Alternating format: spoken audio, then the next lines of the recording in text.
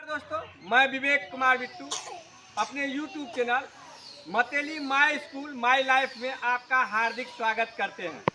दोस्तों, प्रतिदिन बच्चों में सर्वांगीण विकास के लिए, उनके रुचियों, अभिरुचियों, अभिवृत्तियों में विकास के लिए, उनके सर्वांगीण व्यक्तित्व के विकास के लिए, उसके मानसिक विकास के लिए, आध्यात्मिक और नैतिक विकास के लिए प्रतिदिन कहानियाँ सुनाई जाती है।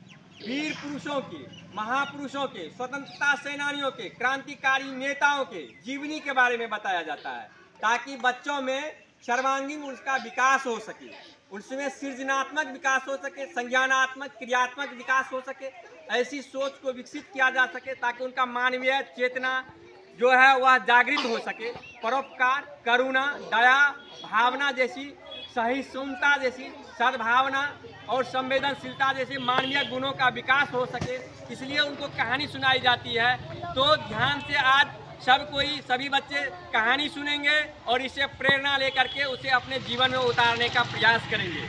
आज हम लोग महान स्वतंत्रता सेनानी बिपिन चंद्र पाल के बारे में जानेंगे। किनके बारे में जानेंगे? जोर से बोलेंगे, किनके बारे में जानेंगे? बिपिन चंद्र पाल के बारे में जानेंगे।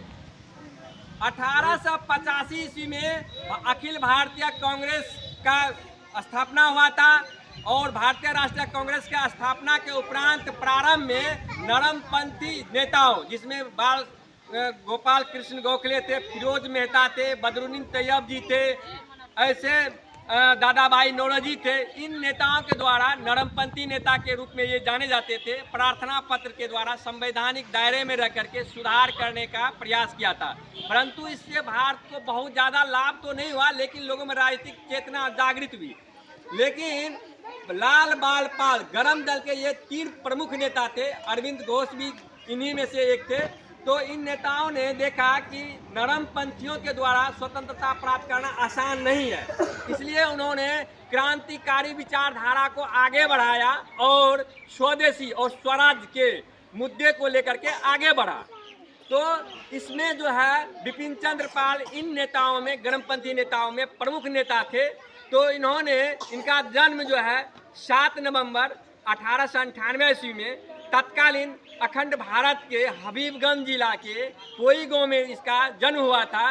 इनके पिताजी का नाम रामचंद्र पाल था और ये प्रकांड विद्वान थे फारसी के, और छोटे जमींदार भी थे रामचंद्र। इनके माता का नाम था नारायणी देवी। प्रारंभिक शिक्षा प्राप्त करने के बाद बिपिन चंद्र पाल अपने देश के सेवा में लग गए।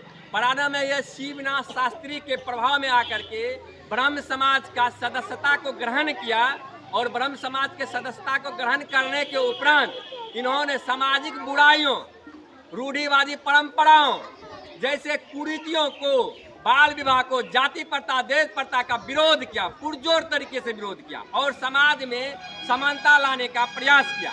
ये विधवा विवाह के काफ़ी समर्थक थे, स्वयं भी विधवा से शादी किया था। उस समय में विधवा से शादी करना काफ़ी ही कठिन कार्य था, क्योंकि समाज विधवा विवाह को मान्यता नहीं देती थी। ऐसी स्थिति में बिपिन चंद्र पाल ने विधवा से शादी करके एक सामाजिक क्रांति लाने का प्रयास किया, जिसकी वजह से उनको अपने परिवार को भी छोड़ना पड़ गया था। इसके उपरांत बिपिन चंद्र पाल भारत में अंग्रेजों के प्रतिक्रियावादी नीति, कर्जन के विभाजन, बंगाल विभाजन के नीति के विरोध में स्वदेशी आंदोलन और स्वराज की प्राप्ति के लिए आंदोलन चलाया और बहिष्कार को अपना हथियार बनाया। विदेशी वस्तुओं और विदेशी कपड़ों का बहिष्कार किया गया, जिससे कि स्वदेशी आंदोलन को गति मिल सके, स्वदेशी उद्योग को बढ़ावा मिल सके, जिससे लोगों को रोजगार मिल सके और हमारे देश के, भारत के जो नागरिक थे उनके आर्थिक कठिनाई कम हो सके और देश का विकास हो सके। इन्हीं उद्देश्यों से स्वदेशी आंदोलन को इन्होंने काफ़ी बड़े पैमाने पर फैलाया, जिसका परिणाम यह हुआ कि 1911 में बंगाल विभाजन रद्द कर दिया गया था और भारत के राजधानी जो पहले कलकत्ता था उसको परिवर्तित करके दिल्ली 1911 में लाया गया था। और जो है बिपिन चंद्र पाल स्वदेशी आंदोलन के अलावा कई पुस्तक लिखे और हमारे देश के नागरिकों में जागरूकता लाए।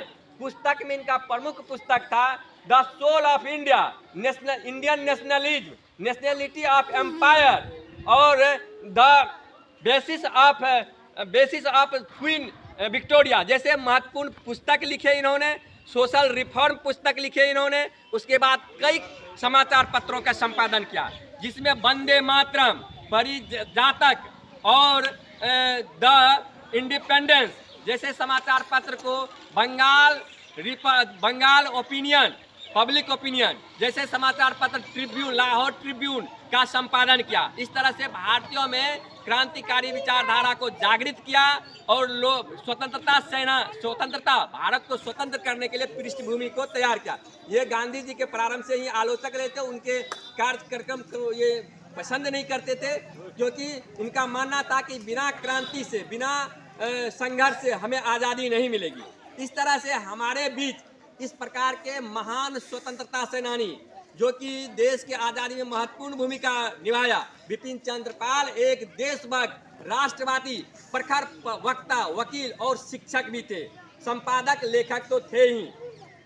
बिपिन चंद्र पाल के त्याग, तपस्या और बलिदान का आज देश ऋणी है। 20 मई 1932 को इस प्रकार के महान नेता हमारे बीच से चले गए। इन महान नेता के श्रद्धांजलि के लिए और इनके किए गए कार्यों के लिए, जिसके वजह से हमें देश में आज़ादी मिली, ऐसे नेताओं को सत सत नमन और इसके स्वागत में जोरदार ताली।